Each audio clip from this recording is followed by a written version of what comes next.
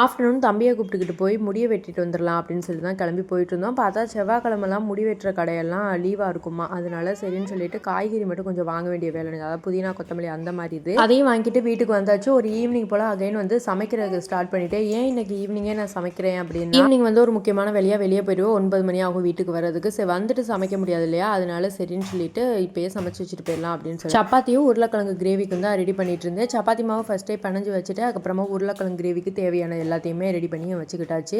Already இந்த gravy வந்து நான் உங்க கூட ஷேர் பண்ணியிருக்கேன். எனக்கு டேஸ்ட் ரொம்ப பிடிக்கும், சிம்பிளாகவும் இருக்கும். அப்புறம் ஈவினிங் போல் 5 மணி போல் பால் வந்துருச்சு. சரின்னு அதையும் வாங்கிட்டு பாலையும் அடுப்பில் வச்சு விட்டுட்டு அப்புறம் காஃபியும் கொஞ்சம் குடிச்சிக்கலாம் அப்படின்னு சொல்லிட்டு, அப்புறம் புதினா கொத்தமல்லியெல்லாம் மத்தியானம் வாங்கிட்டு வந்திருந்தோம் இல்லையா, அது எல்லாத்தையுமே க்ளீன் பண்ணிட்டு எடுத்து வச்சுட்டு இருந்தேன். அப்புறம் கடாயில் வந்து எண்ணெய் ஊற்றிட்டு கடுகு உளுந்த பருப்பு, கடலை பருப்பு, வெங்காயம், பச்சை மிளகா, இஞ்சி பூண்டு பேஸ்ட்டு இதெல்லாமே போட்டுட்டு வதங்கிட்டு இருக்க கேப்பில் நான் வந்து ஒரு காஃபி வச்சு குடிச்சிட்டேன்.